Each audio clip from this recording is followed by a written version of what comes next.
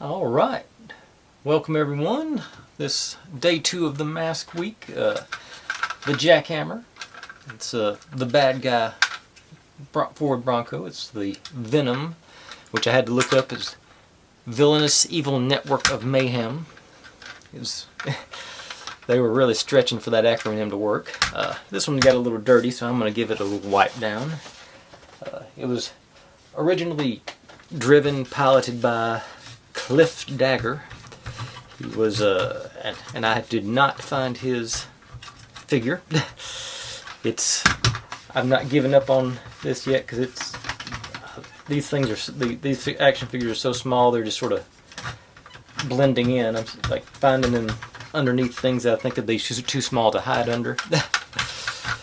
So I may still find him at some point. I did, however, find his mask, which I'm pretty sure it was just like a flamethrower mask on his. Pretty plain on the back, just got a frowny face on the front. I'll say rip, but it's, and I don't know if I'm gonna be able to get this to focus on camera, but it actually has Goodyear tires on it. I'm surprised that I don't even know who made this one. Who was this? Kenner paid the licensing fee to have actual Goodyears on their toys. I thought that was funny. Maybe not funny, but I thought it was, nowadays I don't even think Lego pays to have real Goodyears. Alright, just wiping him down, this part down anyway. And I'll get to the transformation, for lack of a better term. Get a sneak preview there almost. But, alright, so it goes from, like I say, what's obviously not a regular Ford Bronco to, let's see, you push this in and the hood slides up, releasing the, so you get it to work, push the button down and push, there it goes. And there's, machine guns there, and they, as you drive it along, oscillating. And then push the back bumper and the turret pops up. And if I had the guy, this is where he'd sit. Since I don't have him, I'll use Brad Turner. But,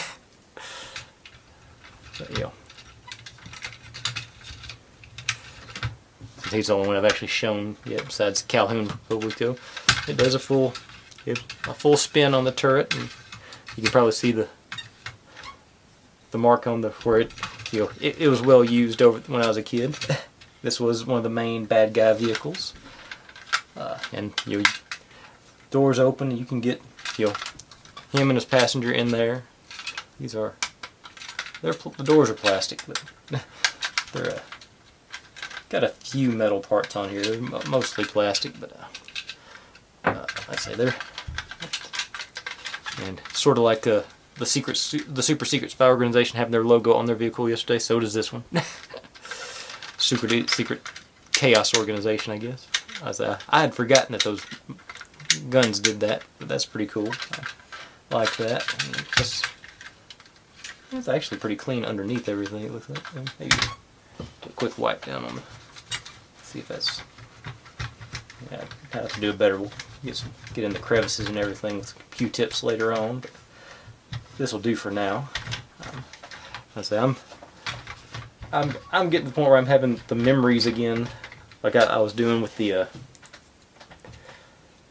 Transformers. Just finding these guys. I don't remember their names. I remember a couple of their names that came back to me after I found their figures. I was like, was that the sudden such? Like that. I didn't remember Brad Turner, but there's a couple of them whose names I do remember without looking. But that's pretty much that one. And it goes when it closes back up. Fairly simple transformation, for lack of a better term, and like I say, they were sturdy cars because they got plenty of use. The door's a little wiggly on there, and I'm gonna keep looking for our pilot / driver, and hopefully I'll be able to get him His mask back there, so I remember where it's at. No, it won't close if I do that. But I'll just put it in the passenger seat over here. Hopefully I can find him at some point and get the complete thing. If not, I can't imagine a single driver like this is going to cost too much on eBay, so that'll be on my list of things I need to do to replace.